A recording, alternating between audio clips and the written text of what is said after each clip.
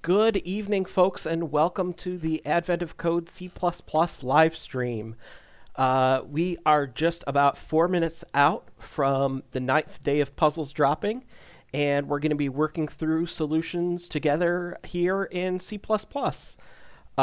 If you're watching the live stream on Twitch, thanks for watching. You can always find links to replays of the streams on my YouTube channel and links to all the code that we write in my GitHub repository. Those are both in the Twitch channel description. If you're watching this later on YouTube, you can just look down in the video description right down there to find links to my Twitch channel and to the GitHub repository where all of this code goes. So, last night, I think we had the first real brain teaser of this year's puzzles, where we had to figure out from these 7-segment LED displays what numbers they were actually displaying, following a process of deduction. I kind of iteratively tried to solve it last night by figuring out, okay, what do I know now, what can I find out next, and sort of slowly designing this solve function that way. I did, after the stream last night, decide to clean up this solve method to make it a little more elegant, not calculate things that we don't actually need, improve the checking a little bit so that we make sure that we find all the things that we expect to. Just cleaned it up a little bit. So that is up in the GitHub repository now. And you can check out, all the various improvements. Basically, the only thing I changed was this solve method. And it still is basically the same logic, but it just kind of, trimmed out stuff that wasn't necessary and cleaned it up some. So we have less than 2 minutes until tonight's puzzles unlock.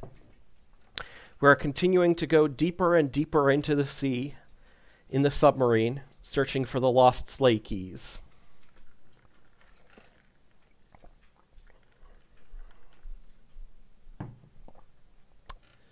Yep. So we'll see. I think we're starting to get into some of the more tricky and interesting puzzles. Last night certainly was one. I also think, too, that, as these puzzles get kind of more algorithmically interesting or require, more thinking about the solution, more time goes into actually, thinking about it and implementing this, the actual solution, as opposed to doing just the, file I/O you need to read the puzzle in. So,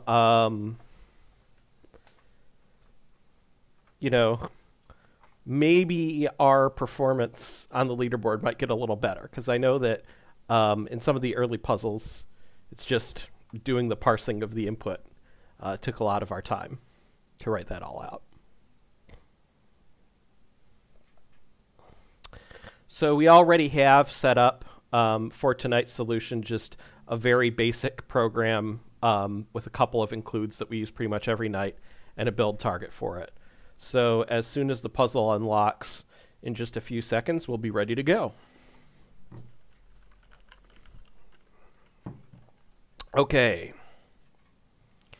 Day 9, smoke basin. These caves seem to be lava tubes.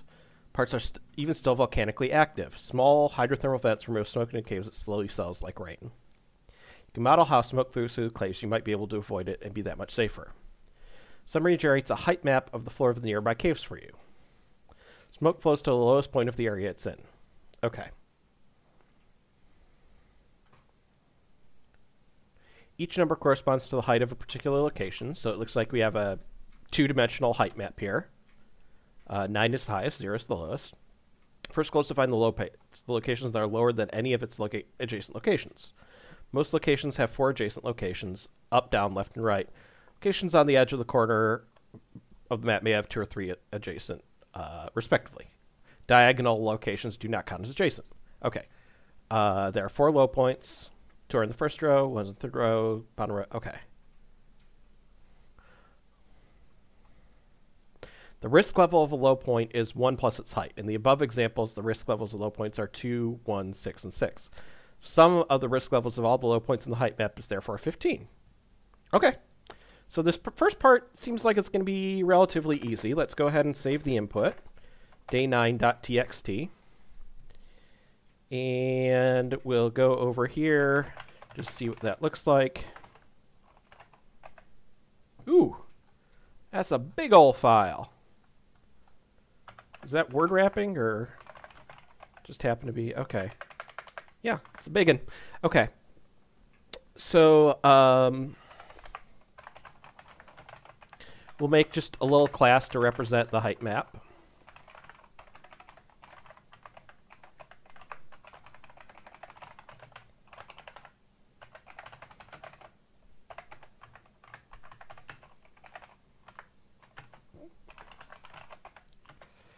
And in here, we'll have a vector of vectors of, the heights. I'm going to just use int just for simplicity, although, we could pack them very tightly, actually, because they can only be 0 through 9. But we'll just say that's heights. And then for the constructor here, we'll take a vector of lines that we read from the input, and then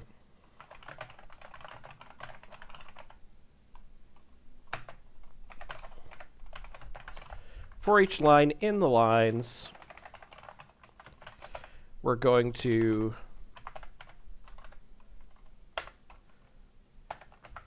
go ahead and create a new row in the list of heights. And then for each character in that line, we are going to add a cell to the height map. So we'll say heights.back. Well, so we'll just say we'll compute the height here by subtracting the character 0 from C, and that will give us a count, how far from 0 it is in ASCII. And then we can go ahead and use our check routine. Just C should be greater than or equal to 0 and less than or equal to 9. Just do a little safety check there. And then we will put that height in our list of heights. So that's the constructor. And then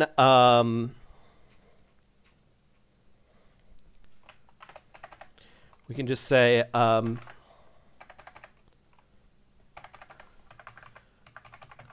first we'll write a method called isLowPoint, where we can say, for, a given x and y, in that grid of heights, we'll say if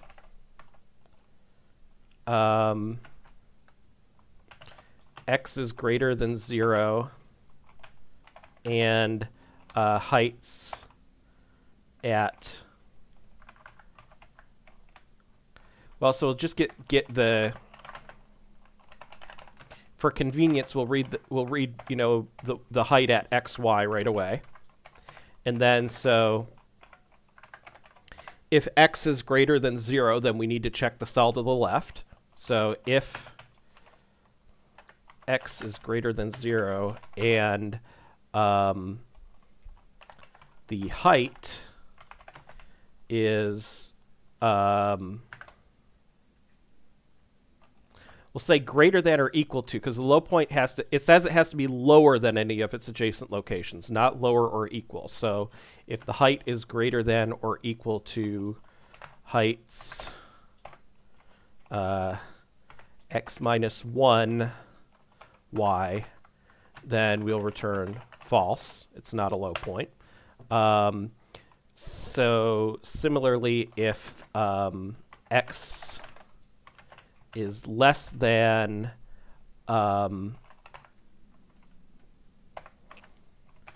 heights x.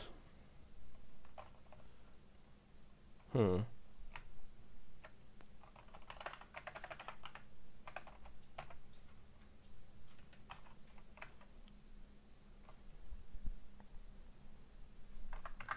be heights.size minus 1. So if it's less than the maximum x dimension of that. And once again, height is greater than or equal to heights at x plus 1 and y. We'll return false. And then we will do basically the same thing in the y dimension here. So copy and paste. If y is greater than 0 and the height at x and y, we'll look at the height at x and y minus 1.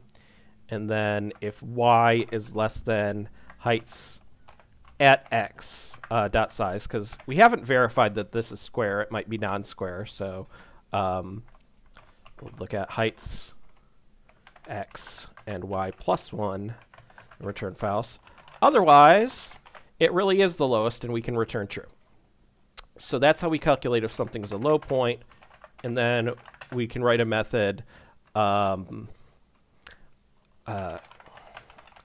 total risk, where we compute the risk level of all these various points. So we'll go for 0, x is less than heights dot size plus x for, and then the inner loop over the y's, y is less than heights at x dot size. Again, we don't necessarily have to do it at x because it is square, but we might as well just do it that way. And not square, but it is rectangular at least. It's possibly square, I haven't checked. We'll say if is low point x, y, then, oh yeah, that can be const, can't it?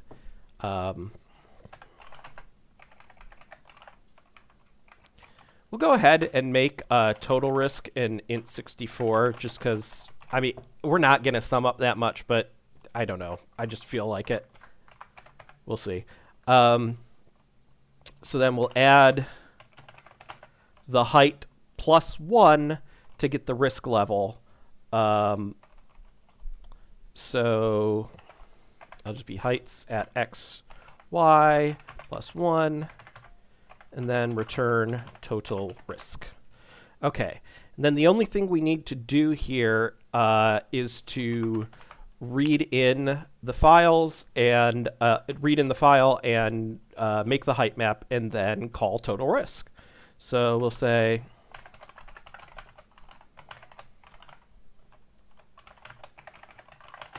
lines equals, using our read lines from file method that's already pre-written with the first argument to the program.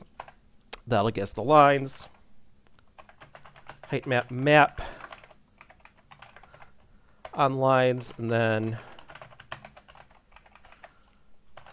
map.total risk.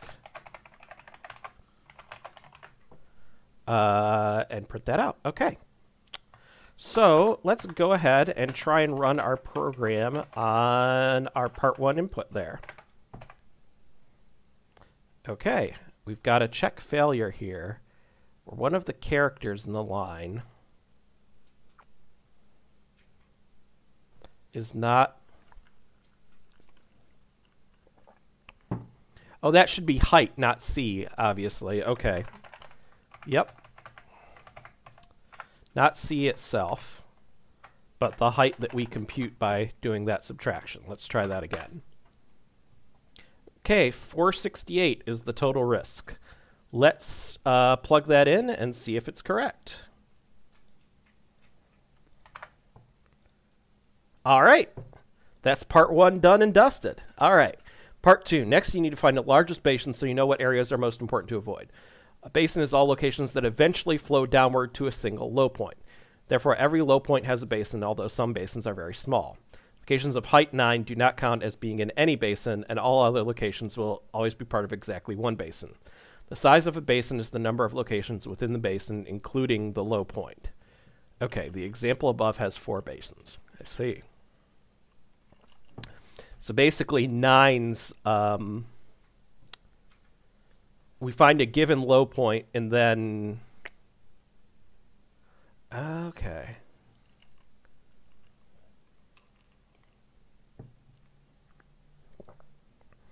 Are there always 9's on the frontier of a basin, I wonder? Because in this example, there are, but you could definitely see that, like, you know, 2 low points, you know, you could have a low point, you know, of 1 here, and it just goes up to, like, 3 in between them. That's pretty interesting.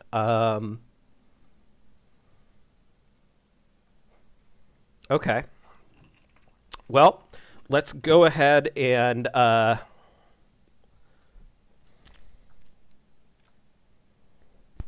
it does say that every low point has a basin.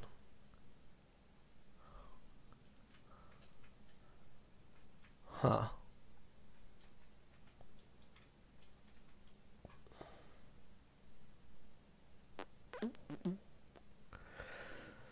Well, I'm going to try this with the assumption that height 9 is the frontier for everything, essentially. So let's go ahead and try and figure this out. First thing I'm going to do, though, is I'm going to make a little commit just with the part 1 solution.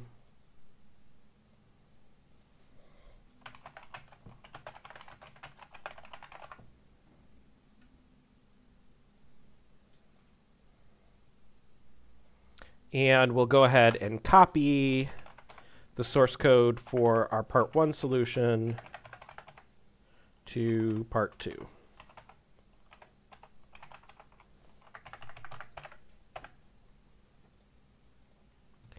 Okay. So we've got a way to search for low points, and now we just need to figure out the size of basins from those low points. So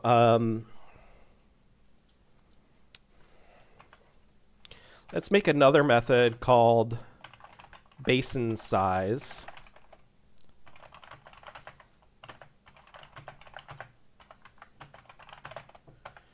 And I think the way that we're going to do this is we're going to start at one point.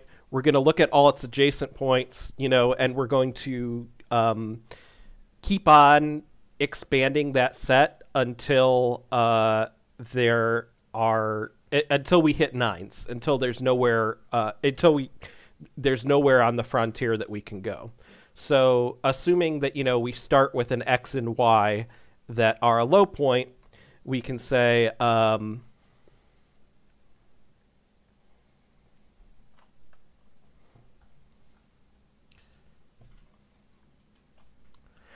going to use, so I'm going to use standard pair as the representation for x and y because it's already hashable, and we're going to use a set, hash-based set to look at our expanding frontier.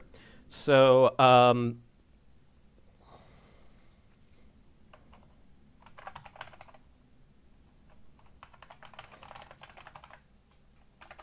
here, I'm gonna include absil container flat hash set.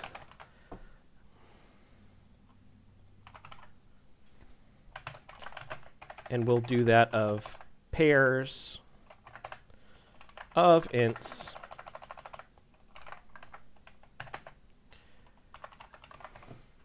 so that'll be everything that we've calculated to be in the basin. And initially, that is going to be just xy.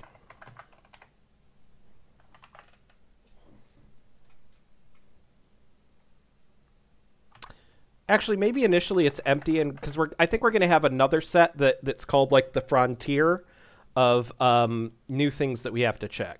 Well,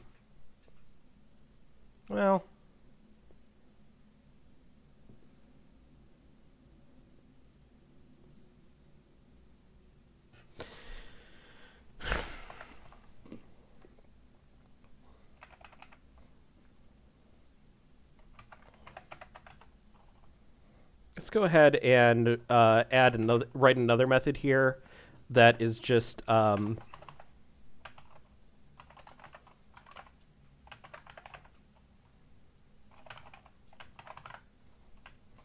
it add adjacent cells to set.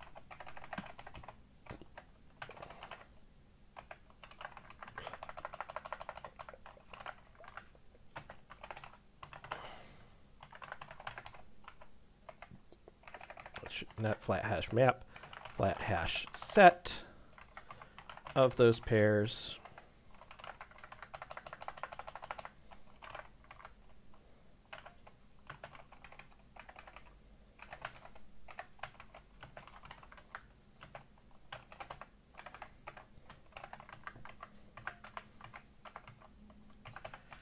And then we'll write the actual method implementation here. But basically, so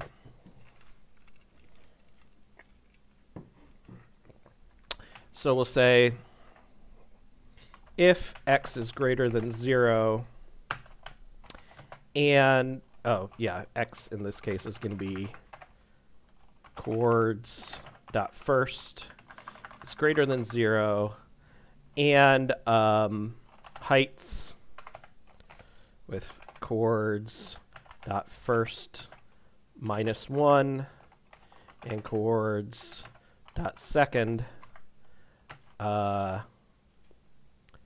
is not 9 because we don't want to add 9s. Those are not part of any basin, so we stop the search there. Then we will go ahead and say set dot insert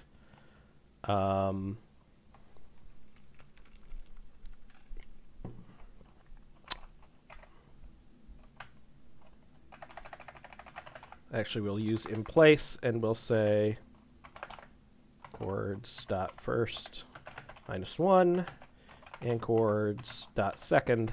So we're looking for the one if the cell to the left, first of all, exists and it's not a 9, then we'll in place that into the set, and then we're going to use similar logic going right, up, and down.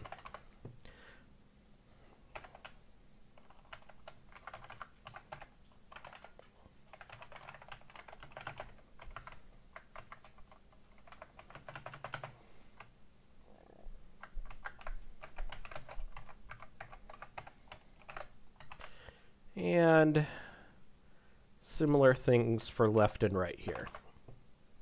So in this case, it'll be if chords dot second for y is greater than 1 and chords dot second for the y coordinate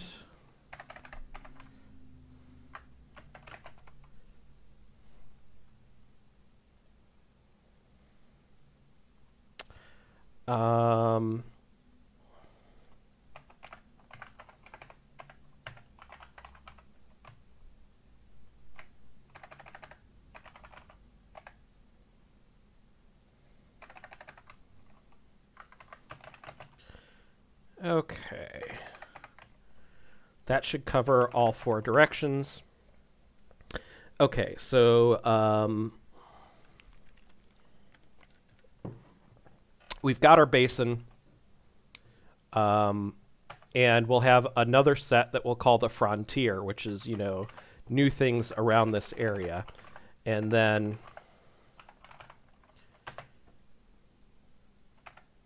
we'll initialize the frontier. We'll say initially that'll have x and y in it. And so we'll say while the frontier is not empty,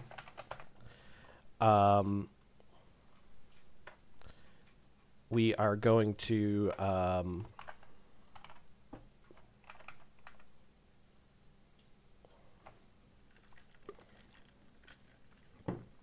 build up a new frontier. So basin, we're going to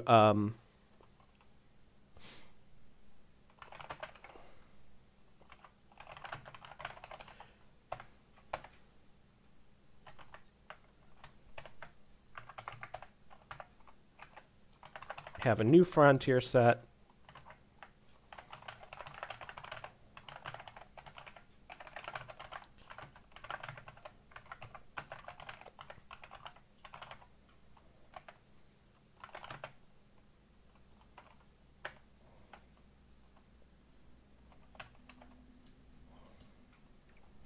So for every element in the existing frontier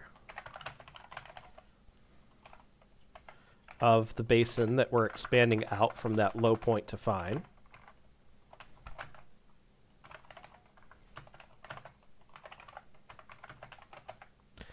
we are going to insert that element into what we consider to be the existing basin.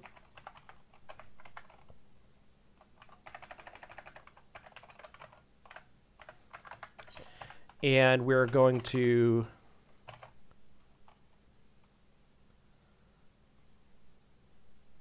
that doesn't even need to be a const method. That can be a static method. It's a little helper method there.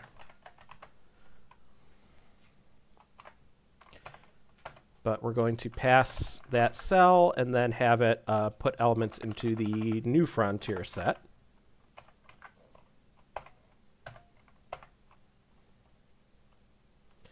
And then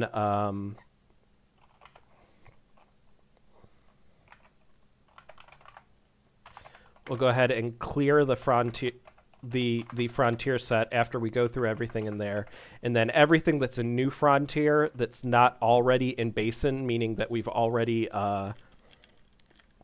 covered that cell with our algorithm, that's what we'll consider in the next step. So we'll say for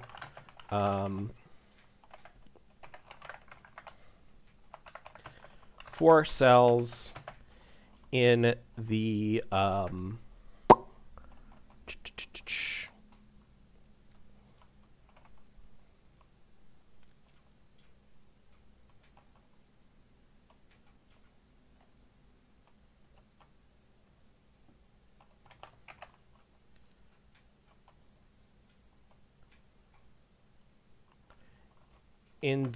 new frontier set,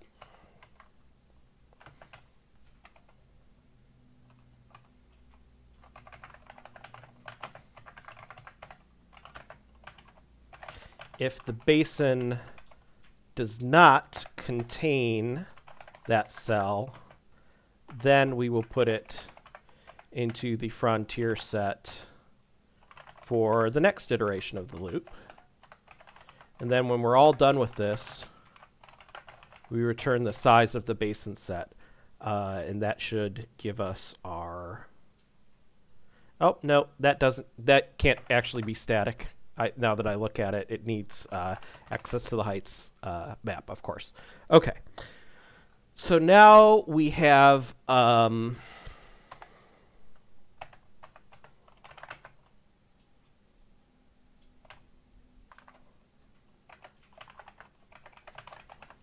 we can write top 3 basin size product.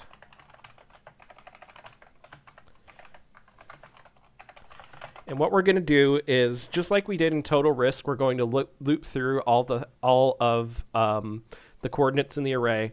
We're going to find the low points, and then for each low point, we're going to use the basin size method to calculate its basin size, and we will retain the top 3 of those.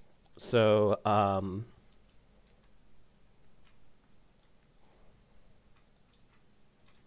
let's see.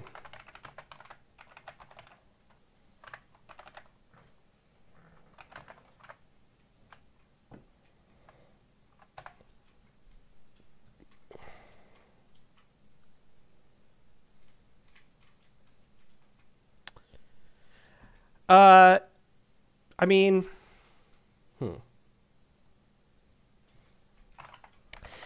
You know, I'm going to do something that is not the most efficient just because it's going to be the easiest way to write, and I'm just going to compute all of the basin sizes, and then we'll just find the top 3 once we're done with that. Even though we only really need to store like a running top 3. It'll just be easier.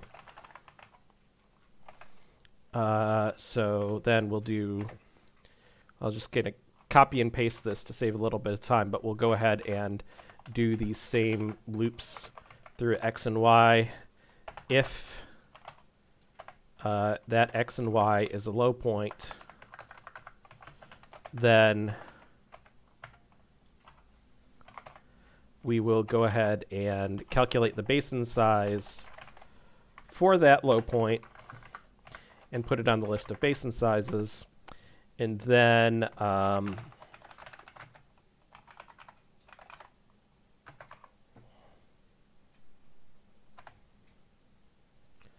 we don't need to sort fully. We just need a partial sort, really.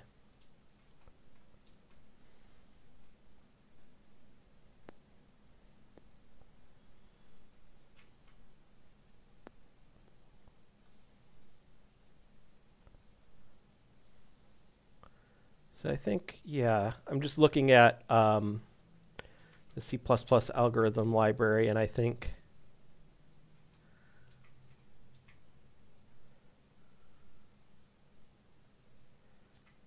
okay. So we should check that the number of basins that we found is at least 3.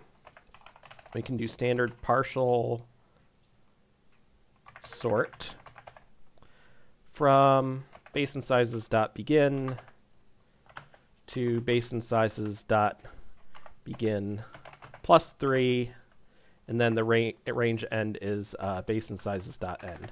So what the partial sort is going to do is it's going to give us the top 3 in the first 3 positions in basin sizes and provide no particular guarantees about the rest of it. But then we can return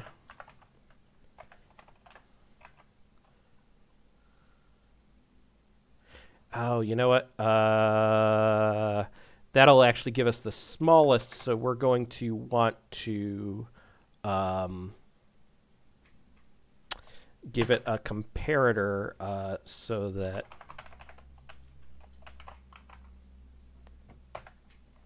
use greater int as a comparator instead of less.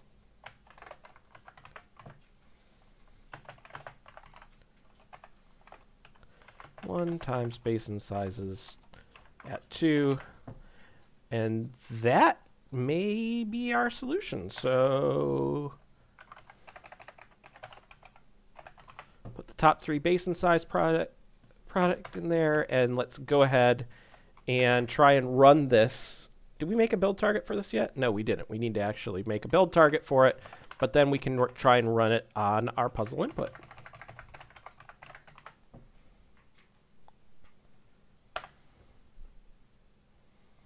Oh, and we need the include for flat hash set.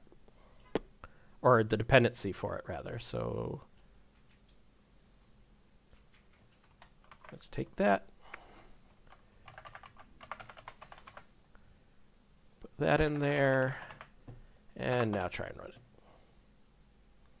Okay. That is the answer that it gives us for part 2. Let's see if that's correct. All right, we got it. Let's see what our stats were for that one. Okay, under 2,000 on both parts. Pretty good. So yeah, you know, this is one of those kind of geometric problems, and it's just a matter of,